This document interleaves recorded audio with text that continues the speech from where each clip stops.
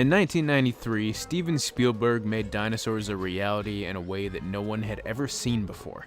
A grand epic of stunning scale, scope, and adventure that captured the world's imaginations by storm. And then there was also this piece of crap. Yeah, so this is a thing. Carnosaur came out just a month prior to Jurassic Park, and just like Jurassic Park, was based on a novel from 1984. But whereas Jurassic Park had the brilliant Spielberg attached to it, Carnosaur had the king of shitty cinema himself, Roger Corman, attached. So you know exactly what we're getting into here. The movie starts off immediately with actual chicken slaughterhouse footage. Was that necessary? I go into these piece of shit movies wanting to escape from the world, not have some reminder of how horrible it actually is thrown back into my face. She's been with us for... Man, for some reason, I really want a Coca-Cola. So the basic plot is that some corporation is splicing chicken DNA with other animal DNA in an attempt to make supersized fertile chickens that can produce massive eggs. Meanwhile, a weird illness just kind of starts spreading throughout the nearby town. One of the eggs is so big it literally blows up a chicken from the inside out, and you gotta love how you can see through the egg when it hatches. Was that a green screen fuck up or something? Like, what is that? Well, something that definitely ain't no chicken gets loose in the town, even though security specifically said to the gate guard not to let anyone leave or come in. And what does he do? Hey Merle, how are you? Hey, Tony. Sorry to say, no one in around. Oh, I gotta get these cluckers over to Fort Rogers, and I'm 3 hours late. Alright, we'll say you left her. Yeah. I mean, he didn't even get bribed. He didn't even get money. He just was like, okay, yeah, whatever, go, I guess. Meanwhile, at some construction site on the Dinosaur Highway, a chain-smoking, trucker-mouthed, alcoholic night watchman named Doc, who is just the pure definition of a hero, is dealing with local Greenpeace-type protesters who keep doing stupid shit, like chaining themselves to the construction equipment. I'm sure there's no way that'll come back to bite you in the ass. Is that not the juiciest, sweetest, freshest tasting blueberry pie you've ever tasted? Now, what if I were to tell you that this blueberry pie could sit in a box on a shelf, not in a refrigerator, mind you, but on a shelf for up to 18 months without losing one blueberry's worth of flavor or freshness? What the hell? There's no, I couldn't eat pie if some creepy dude was laying that close to me talking about how fresh it is. Outside of town, 3 partygoers who are definitely integral to the plot and definitely not there just to serve as cannon fodder go ripping through the desert and end up getting mauled to death by a tiny ass little dinosaur the size of maybe a cat? Yep. Turns out the egg that hatched was actually a mutant baby dinosaur that grows rapidly. Later, it attacks all the protesters that thought locking themselves to the equipment was a great idea. Greetings, Green Brother. Finally, the sheriff encounters the damn thing and pumps a shotgun-sized hole into the bastard's chest, but not before the dinosaur has the chance to kick the sheriff in the balls so hard that its foot literally pops out of his stomach. Oh god, that even hurts me.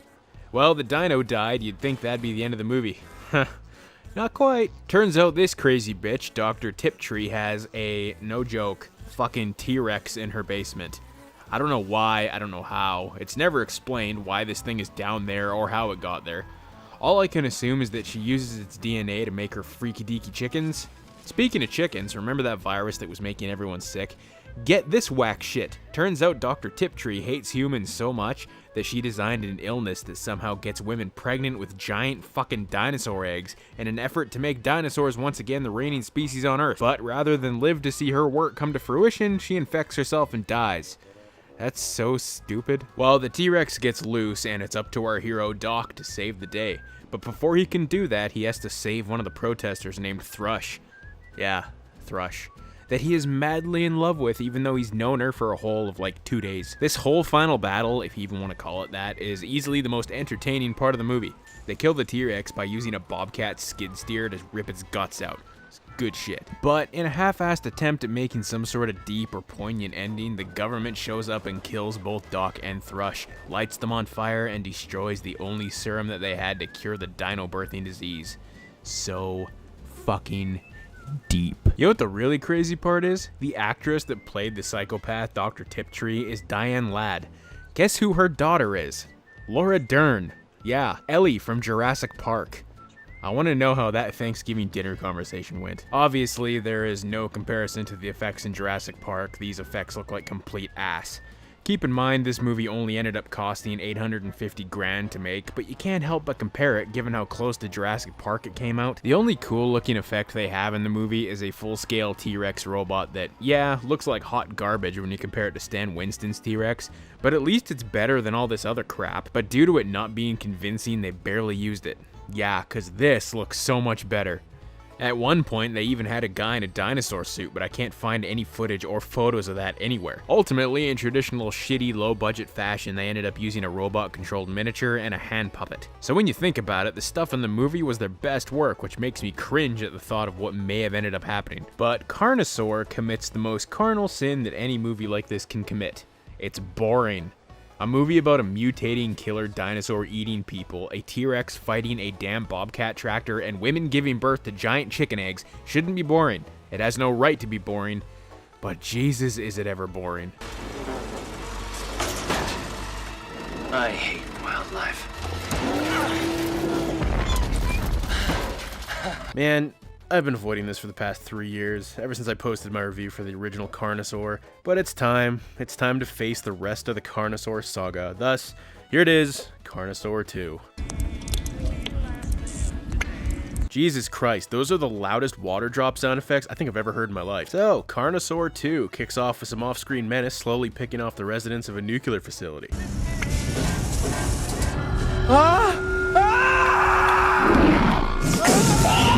It's here that we get introduced to John Connor. I mean, wait, what's this kid's name again? I don't know. For like 90% of the movie, they literally just call him the kid anyway.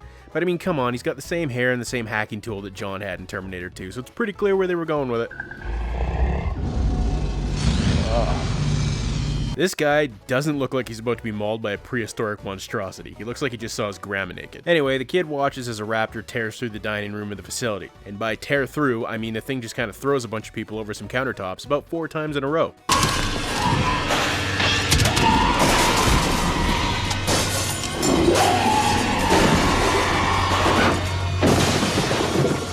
Soon after, a team of people, including such B-movie favorites as John Savage and Miguel Nunez Jr., are sent in to investigate the incident.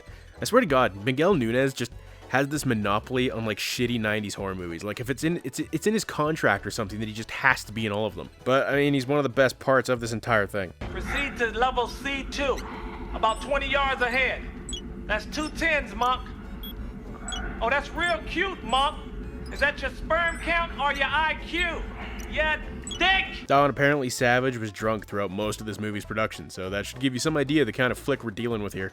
Plus, it's a sequel to Carnosaur. Now, doesn't the plot sound familiar? Monsters kill a research facility and a team is sent in to investigate. Sounds remarkably like 2005's Doom, doesn't it? Hell, it even kind of sounds like Dino Crisis in many ways. Oh my god, did Capcom see Carnosaur II and think, damn, nice plot line, we gotta get our hands on that game. Once they arrive at the facility, with no goddamn weapons might I add, we get our first glimpse of the Raptors and all their shitty dude-in-a-costume glory. Thing gives Nunez the pimp hand, like, bitch, you better have my trap full, and then he just starts boxing with it.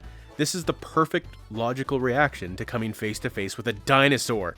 You just punch it. Man, I mean, the people in Jurassic Park could have saved themselves a lot of trouble if they had just punched those raptors. There's a scene when they're about to escape in their helicopter, but a raptor takes down the pilot before they can get away, and when the miniature hits the ground, you can clearly see the plastic underneath holding it together.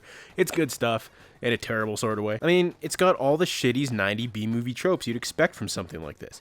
You got the quintessential Deus Ex mocking a teenage hacker who's always there to save the day. You have an asshole boss who's determined not to blow up the base or reveal any of its secrets, even though he's gonna die with the rest of the team if he doesn't. We're approaching sub-level B access. And, Man, this is so not cool. Shit! What? It's... Oh! What is it?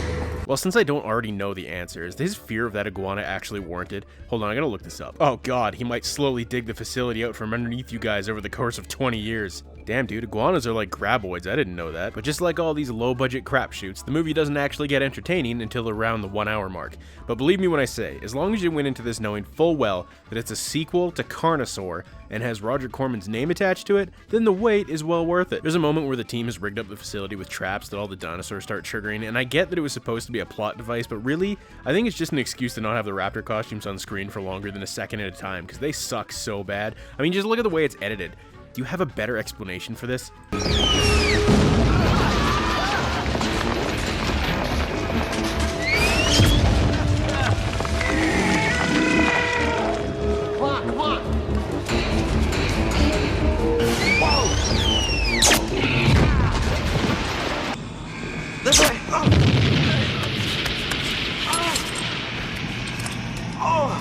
Reed, grab my arm. Reed! Jesse!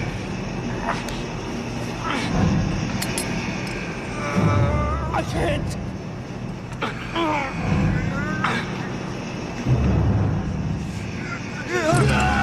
Jesus, John, I knew you were always hammered on set, but your hand was literally already holding onto the railing. How in the name of God did you manage to fall? Also, listen to the kid scream. That was like 3 different octaves. So by the time the evac team shows up, everyone besides the kid and Reed, or John Savage, are dead. Oh, and by the way, the pilot is Michael McDonald from Mad TV. Like, what the fuck? So at this point, we get our grand finale where the kid does battle with a T-Rex, and I'm not gonna lie, I love this scene.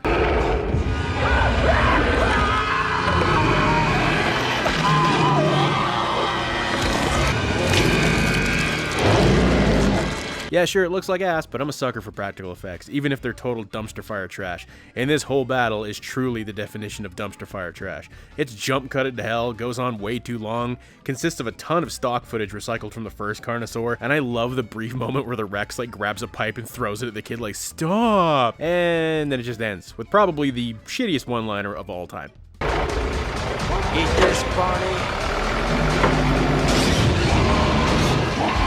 Barney is a dinosaur from our imagination, and when he's tall, he's what we call a dinosaur sensation. This movie sucks. And I can't even say in comparison to the first movie that it's even more entertaining, because I mean, nothing even happens until the 1 hour mark. So it's, I don't know, just don't waste your time. And now I gotta go on to Carnosaur III. From the future director of 5 episodes of Even Stevens, 1 episode of Ned's Declassified School Survival Guide, and the producer of My Spicy Grandma. What the fuck? Comes Carnosaur III, Primal Species. With a series of movies as terrible as Carnosaur III, you'd kind of expect them to just progressively get worse and worse with each sequel. And trust me, they do. But somehow, even though Carnosaur III is a burning trash heap, it manages to be the most entertaining of the 3 movies, and that just blows my mind. I can't believe I just said that. Right off the bat, the movie opens with terrorists attacking a US Army convoy, so you know already that at least this movie isn't gonna screw around. I don't know who trained these soldiers though, because they seem to think that running blindly into open gunfire after already seeing their fellow soldiers die is an acceptable tactical move.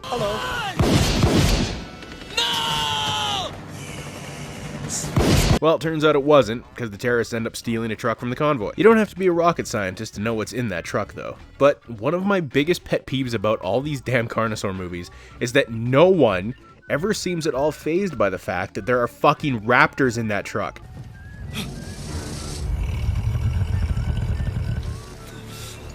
Dolan, what have you got in there? Oh, damn it, no! No! What is it? You call this uranium? He's all pissed that it wasn't uranium, but like, dude, there's dinosaurs in that truck. Anyway, the raptors get loose and... Wait, is that Michael McDonald again? So yeah, a couple of cops just happen to be hanging out at the warehouse, because why the hell not? They call in backup and investigate the warehouse.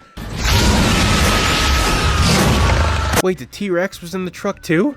How'd the T-Rex fit in the truck too? So now we have terrorists and cops dead, so the next logical solution is to send in a group of soldiers. One of which happens to be Rick Dean, again from Carnosaur II, so at this point we're just recycling actors. Thankfully, none of them are likable or interesting in any way, shape, or form, so you can just safely root for the dinosaurs. From this point on, it's basically what you'd expect from a movie like this. They get attacked by the raptors, bail out to formulate a plan, give us that sweet-ass B-movie pan swoosh. The Carnosaur Project was created several years ago by a brilliant but troubled geneticist. And then go back into the warehouse again to only be ambushed again by the same raptors.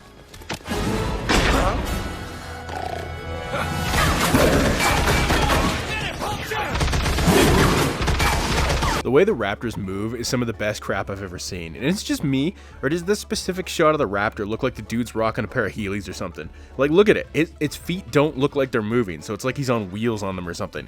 Maybe I'm just crazy, but I don't know. I think that raptor's rocking Heelys. One of my biggest issues with Carnosaur 3, and it's the same issue I had with the first two movies, is the fact that they, yes, once again have the T-Rex, even though it's clearly not the same puppet they had in the first two movies, but they hardly show it. I get it, guys. Your puppet looks like hot ass, but everything else about this movie is already hot ass, so just go for it. Show the damn dinosaur. And to this movie's credit, it's a hell of a lot more entertaining than any of the other Carnosaur movies. So if you did something in a past life to piss off some higher power and your poor condemned soul only has the 3 Carnosaur movies to choose from, I'd say go with this one. And yeah, I know this isn't the last movie in the series. Technically, Raptor and the Eden Formula are unofficial sequels, but like, I just respect myself too much, you know?